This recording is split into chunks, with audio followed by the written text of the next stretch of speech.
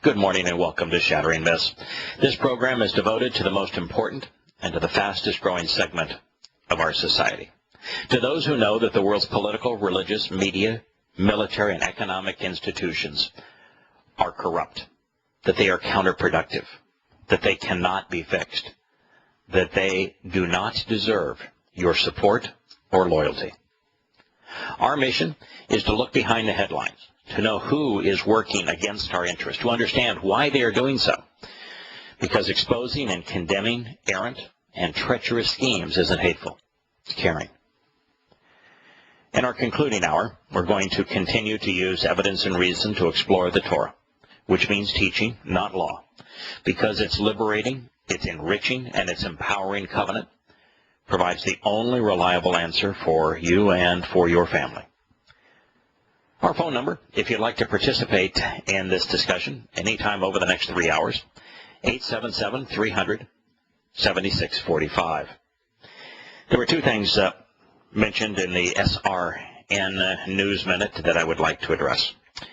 The first of those is the idiocy of the President of the United States, his failure to lead, his lack of a moral compass. He said that he was going to prioritize sexual assault, especially on college campuses. Well, as the commander-in-chief of the world's largest armed forces, that's extraordinarily inappropriate. The place where sexual assault is rampant, the place where women are vastly more susceptible to being sexually assaulted than any other place in the Western world. I mean, probably second only to the Islamic war zones in places like Syria is the U.S. military. Sexual assault is absolutely out of control. The majority of women who participate either as employees or as officers or as enlisted personnel in the U.S. military are not only sexually assaulted, and usually by senior officers, but then they're raped by their government, who attacks them, who slanders them, who abuses them, as opposed to holding the perpetrators accountable. It's about 1% of rapists in the U.S. military that are actually convicted. 99% go free. And that's why rape in that culture is out of control. We have a problem. The problem is gargantuan, and it is growing exponentially. And yet, this man wants to look at college campuses. The issue on college campuses, by the way, is predominantly related to drinking, alcohol consumption. And something changed in America. I don't know if it was bred by Title IX, which I think is a gargantuan mistake, which has disrupted the entire nature of society. Or it's by just the social engineering that's been perpetrated on society. But women have become as decadent as most men. There once was a time where men were more likely to drink than women. That's no longer the case. That men were more likely to get drunk than women. That's no longer the case. That men were more willing to pursue meaningless sexual encounters than women. That's no longer true. It's what we've done to ourselves through the immoral indoctrination of political correctness and the promotion of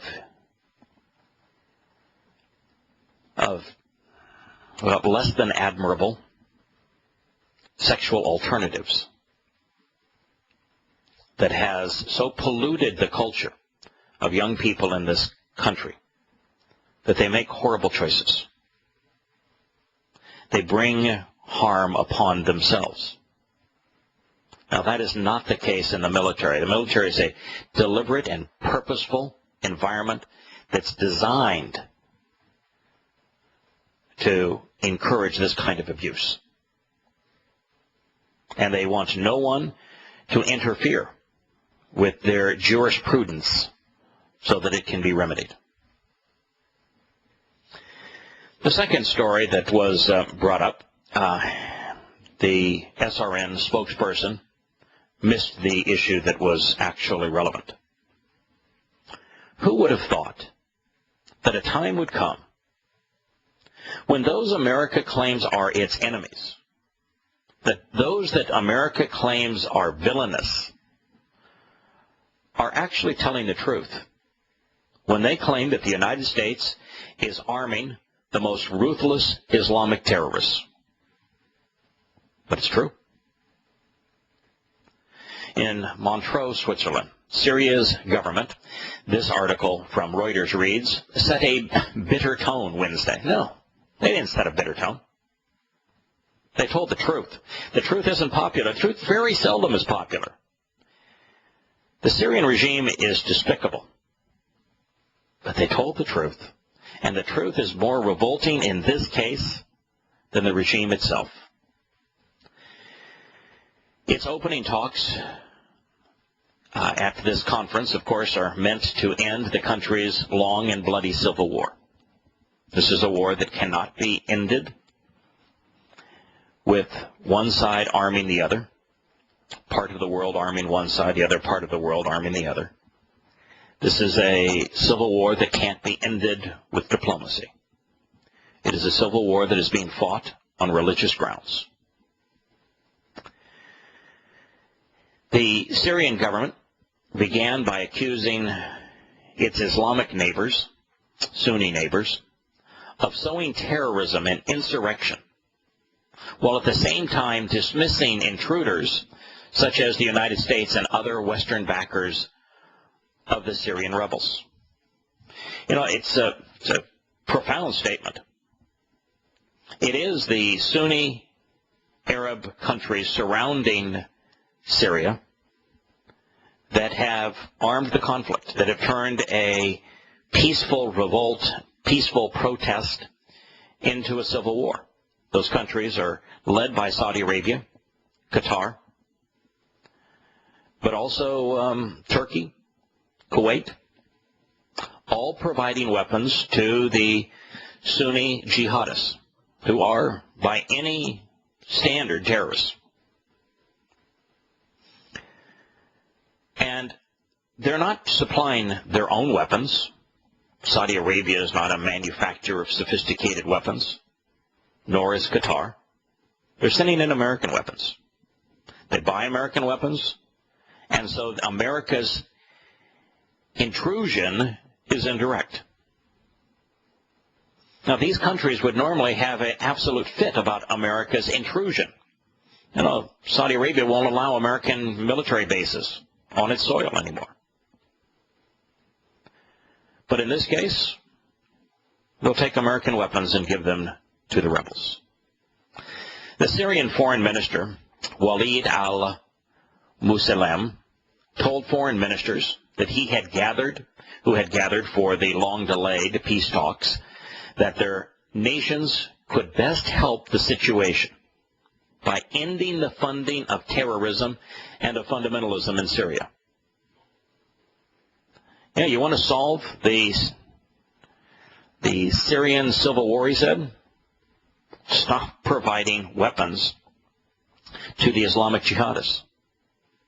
He said, then leave the Damascus government alone.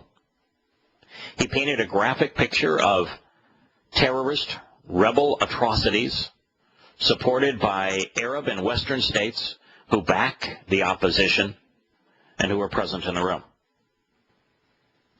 Yes, yesterday there were pictures that were released that show that Assad may well have tortured up to 11,000 of those who sought to overthrow his government. Now, it is also true that that report was sponsored by and promoted by Qatar, a nation that cannot be trusted, a nation that is a partisan in the civil war, the nation most responsible for terrorists taking over Libya and for arming and abetting the Islamic Sunni mujahideen that are fighting against the Assad government. But the atrocities that have been perpetrated by the jihadists are every bit as graphic. In fact, some are even more graphic.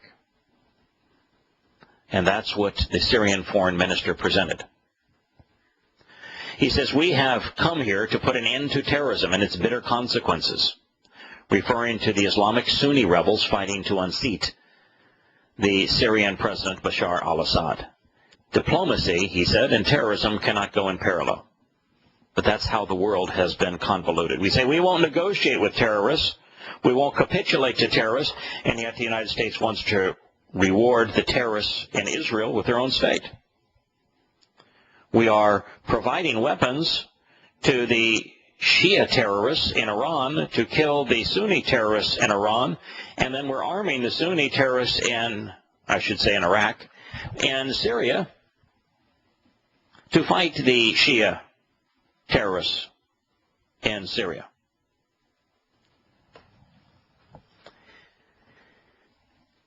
Referring to the rebel atrocities, he said, in Syria, the wombs of pregnant women are cut open. Their fetuses are mutilated. Women are routinely raped. And they're not just raped alive. They're raped dead. Men are slaughtered in front of their children, all in the name of the revolution. Christians are beheaded. Islamists have emerged as the most powerful force on the rebel side, dampening Western appetite for direct intervention, and which is why we cowardly go behind the scenes and provide the weapons that are then funneled through Qatar and Saudi Arabia, and sparking conflict among the rebel formations. Iran and Hezbollah have helped Assad. The violence has spread. No kidding. When you arm both sides in a civil war, the violence spreads. The carnage increases. And the Assad regime correctly pointed the finger at the culprit, the United States of America.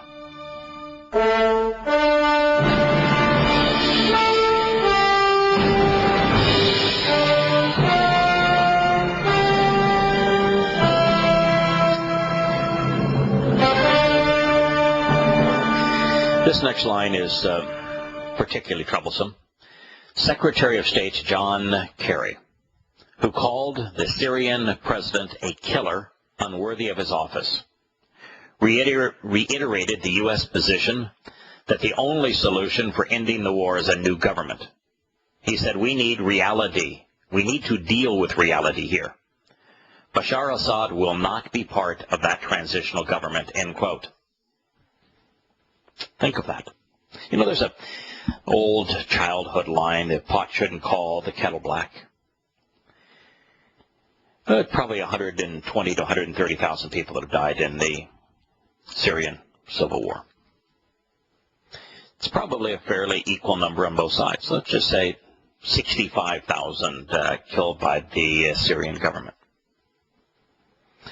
Now, let's assume that of that 65,000 have been killed by the Syrian government, that 10 to 15,000 of those were directly murdered by Assad, that they were enemy combatants, that the Assad regime said, you know, too much for us to imprison, way too much for us to control, we can't rehabilitate, we're going to find out as much as we can information-wise, and we're going to kill them. All right. So let's say that number is in the 10 to 15,000. How many people have died as a result of the United States over the last decade? The most accurate depiction of Afghani and Iraqi civilian deaths totals between 700,000 and 1 million. The United States has killed 5,000 people with its drones. The nation that is a killer, whose politicians are unworthy for office, is the United States. You know, in Iraq and Afghanistan, where many hundreds of thousands of people have died as a result of the U.S. invasions, we went in based on lies. We had no vital interest there. We weren't protecting our nation. We invaded those countries, and that's how many people died. Saddam Hussein was trying to rebuff an armed insurrection where the militants came from some 50 different Islamic countries, maybe as many as 80, and the weapons were supplied by external enemies, like Saudi Arabia and Qatar and the United States. I mean, it isn't even remotely close. You know, defending one's government against an external armed insurrection that is supported by your external enemies, and America, based on a pile of lies, going in and invading 2 foreign countries. And when you, Kerry, call the Syrian president a killer, unworthy of office, you need to look into the mirror.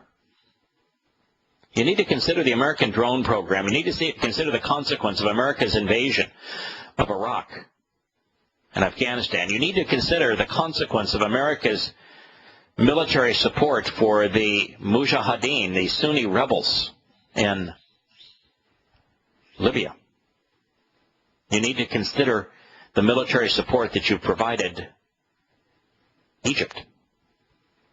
You need to consider the carnage even ongoing now in Iraq, with the United States providing the weapons that are killing both Sunni and Shia. We need to deal with reality here, Mr. Kerry, just as you said.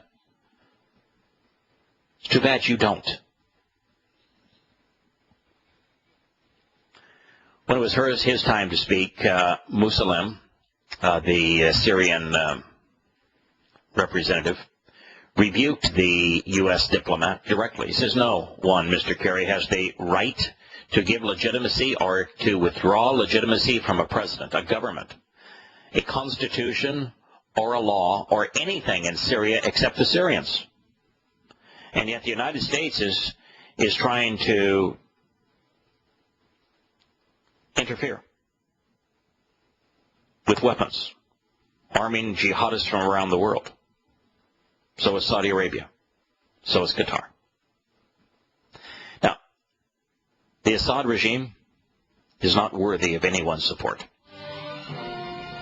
But you know, the rebels from 50 to 80 Islamic countries that are trying to establish a Sunni dictatorship, not only in Syria, but throughout the Islamic world, so that they can launch World War III, destroying Israel and then making the rest of the world capitulate to Islam. They are not worthy of our support either. So why are we providing the weapons that are killing so many?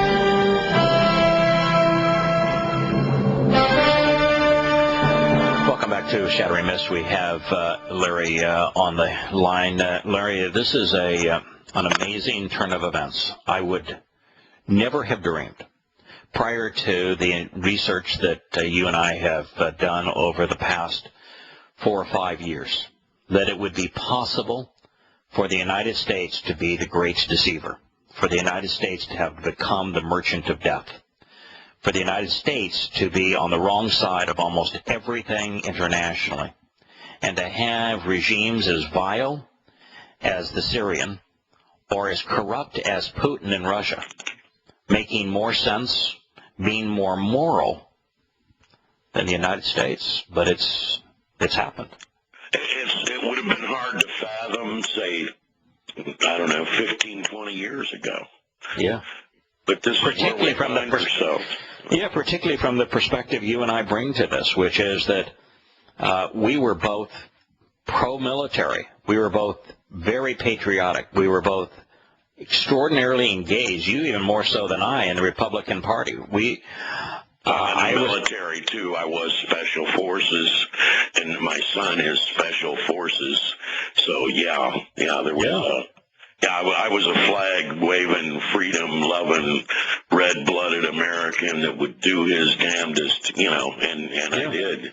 Yeah, you actually are still freedom-loving, but you recognize the military is not, there's a negative relationship between freedom and our military. Well, what I realize is that that's true, and our military is being used, if you will, like a red-headed stepchild. Right. To enrich the elite that have a plan, and we can take the tact that they're making mistake after mistake after mistake, or we can say this is intentional. And I don't know who thinks it's a mistake. I think it's just fully intentional. And as it relates to our support of Islamic terrorists on both sides of the current civil war, and I'm not going to limit the civil war to Syria because it is a global civil war between Sunnis and Shia. Mm-hmm. And the United States is the primary supplier of weapons on both sides. Isn't that the tact, though? Isn't that the same elite took in World War II? They funded Hitler and they funded Stalin. I mean, right. This is just a rerun. That's what it is. Yeah, in fact, you mentioned World War II in that regard, and just before I go there, there is no chance in the world that the Obama administration does not know that it is supplying weapons, very sophisticated weapons, Apache gunships and Hellfire missiles, to the Iraqis government, which is a government that they know is controlled by the Shia mullahs in Tehran. Yes, sure. Giving them the means to kill Sunni militants in Iraq, while at the same time being the largest weapons supplier, indirectly, of course, through Qatar and Saudi Arabia, of the very same Sunnis they want hunted down with American weapons in Iraq. They're providing them with sophisticated weapons in Syria to attack a Iranian-backed regime.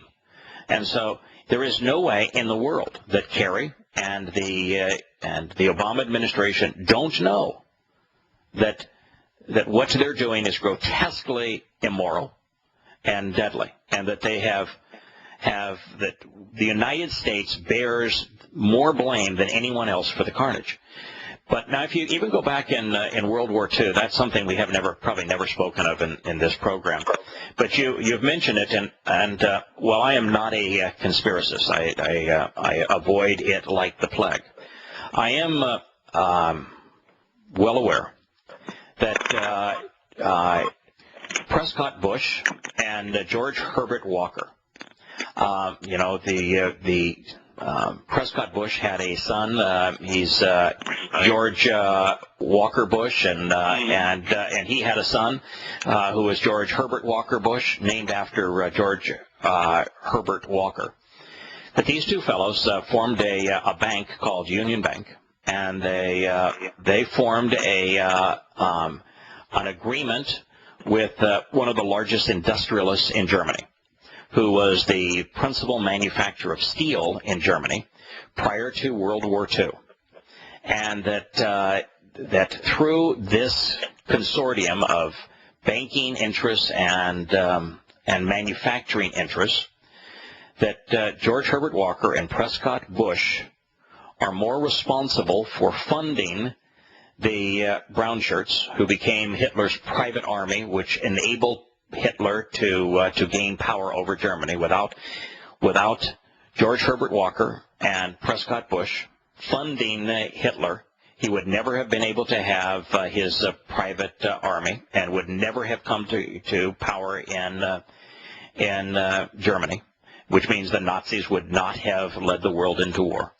And then that's all in the name of National Socialism. Yes, and then worse than that, even once he became empowered and he was slaughtering Europeans, George Herbert Walker and Prescott Bush funded the manufacturing of German steel and the synthetic production of German gasoline. And they bought the gasification rights to turn coal into fuel, and they then took control of the coal mines in places like Auschwitz, Poland, and then had Hitler, on their behalf, take control of Poland and use Jewish slaves to mine that coal to fuel the German war machine. And no one is more responsible for the German war machine than Prescott Bush and George Herbert Walker. Right, and we turned around and made two of them presidents. The son of Prescott Bush and his grandson, based upon the fortune they made in World War II, aiding and abetting the enemy, made their fortune, and that's how they became effective in America's political arena. It is despicable what we do, and it is particularly sad that so few people care, that Republicans in particular go wave their flag and pretend that it's appropriate to support the military, that it's appropriate to be patriotic. It isn't. It just isn't. And it's time we deal with reality and recognize how corrupt our government has been, and that it is not worthy of our support. Well, no, it isn't, and the Vatican also funded that. In fact, Hitler gave his three-fingered oath to the Pope, the same one that the Swiss Guard gives, and it's the same three-fingered oath, by the way, that the SS gave to Hitler. The one thing he did wear is his Maltese cross everywhere. I'm an enemy of the Roman Catholic Church for lots of reasons. Their support of Hitler is low amongst those reasons. Clearly, they were a supporter of Hitler. Clearly, their most. The Jesuits called him their favored son. I know. Yeah, I mean, it's just straight out. The Roman Catholic Church is despicable for lots of reasons. Oh yeah. Their support of Adolf Hitler is low among them. Their support for pedophile priests, that's high among them. Their corruption of everything that Yahowah said, and the fact that they have led billions of souls astray, I'm going to put that the highest on the list. The fact that it is the most counterproductive institution in human history, I'll put that second on the list. And yet, at the same time, it's the wealthiest organization in the world. I mean, it really is. Yeah, certainly. They've got it. It may well be. It's I've tried to track down the finances of the Roman Catholic Church. In fact, there's a story that we'll get to probably next week, because it's 7 or 8 down. I've got 3 major stories to report on Roman Catholicism after we finish the Syrian review, and then after we finish, I've got a report on suicides among America's troops, which is among the most troubling stories I will have ever presented on this program.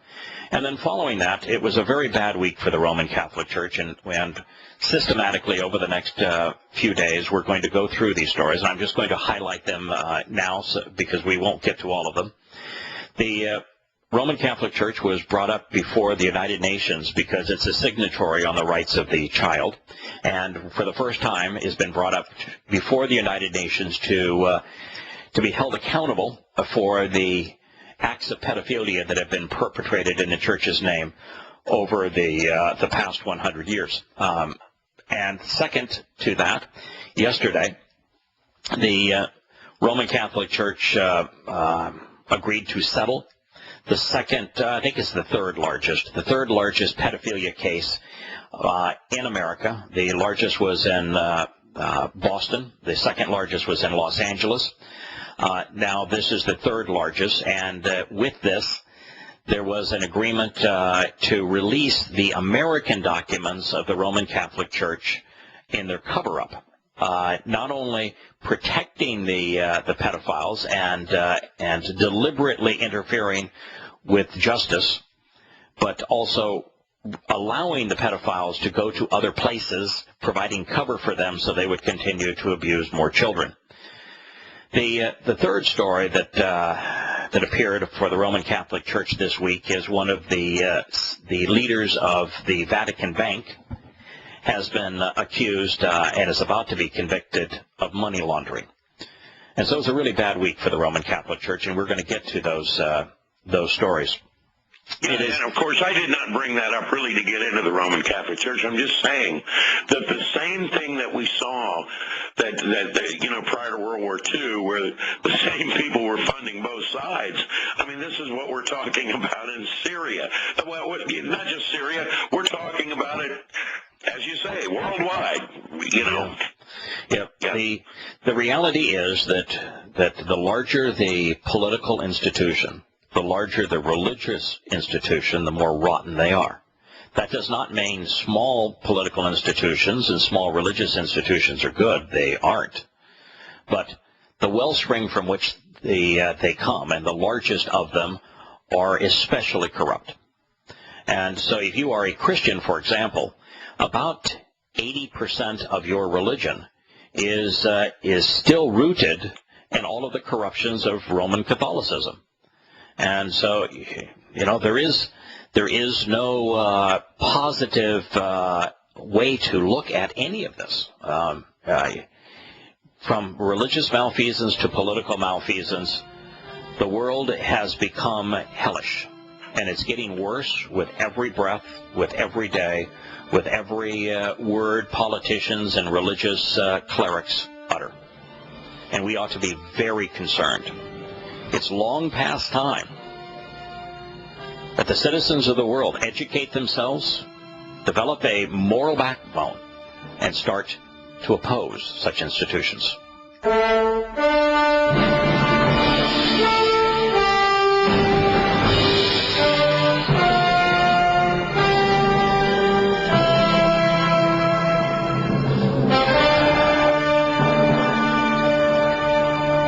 To conclude this story, we've got Larry on the line, but the story is that the United States is participating in a United Nations conference to try to deal with the Sunni versus Shia conflict that is so brutal throughout the Islamic world, but particularly in Syria and in Iraq. The conference opened, of course, over diplomatic tension as to whether or not to include Iran. The United Nations asked Iran to attend because, after all, Iran is the single most influential part of this war. This war occurred because the United States gave Iraq to Iran. Iran then increased its influence throughout Iraq and into Syria and into Lebanon. And the increase of Shiite power was a major issue for the Sunnis. And so the Sunnis responded by creating this civil war in Syria. So to have a peace discussion, even any kind of discussion over the Syrian war, and exclude the most influential player, speaks of the stupidity of the United Nations, because after the United States, because after the United Nations did the right thing and invite them, the United States said, nope, you can't invite them, disallow them. Now, it's like trying to resolve a problem of pedophilia in the Roman Catholic Church in Chicago and saying the Vatican can't attend. Führer was a sobering reminder, even amongst the world powers that are sponsoring the peace conference, that no one can seem to agree with who is to engage and what the conference is to achieve. The Syrian factions are deeply divided, and the fact is that there is no united participation. This article even says that the rebels have been unable to either present an organized political alternative, which is absolutely true, to Assad, or to making a meaningful dent in Assad's superior military power. Also true. No matter how many weapons the United States, Europe, Saudi Arabia, and Qatar funnel to the Sunni Islamic jihadists in Syria, they're losing this war. But Assad is now buoyed by steady military gains against the rebels. And he's made it clear that he isn't about to turn over power. If he were to, he'd be charged by war crimes. He'd spend the rest of his life defending himself against war crimes, living in prison, and then be murdered. What incentive is there for him to do that? And he also recognizes that if he does it, all of those that he's close to will be murdered because they're Shia in a Sunni regime. Well, he knows that, and the powers that be know that. Everybody knows it. You know it. Yeah. You know that. Look, I look at the United Nations as an assembly of criminals gathered from various parts of the world, including the United States participation. You know, for years I was, as a patriot, I wanted the United States out of the UN. You know, U.S. out of UN. But now I recognize that the United States isn't among the sane voices in the United Nations. We're every bit as corrupt, if not more corrupt, than any of the other participants. We might even be doing a lot of the corrupting. We are the power there because we're the funding. Right. I mean, really. Yeah, we've used our CIA for decades to undermine countries. I mean, the very fact that Iran is in such a mess today is because the United States decided to lead a coup. And we led not one coup, but two coups. Of course, I know a lot about that because I know a lot of the people. You have to understand that these, sure, they were young and all that, but it was led primarily by the British and MI5 and CIA. But what they did was use the universities, and they used the communists. They're called Islamo-communists. There is such a thing. And the Islamo-communists that ran the universities got all the kids fired up for them. But you got to understand that what the Iranian people were embarrassed that, they wanted to be like the U.S. They were embarrassed that they lived under a king. That was the whole catalyst for the thing, and they knew it. That's the game they played on them.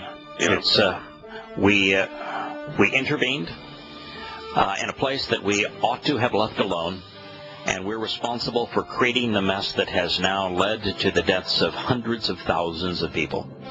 We need to walk away. We need to stop being the merchants of death. We'll return.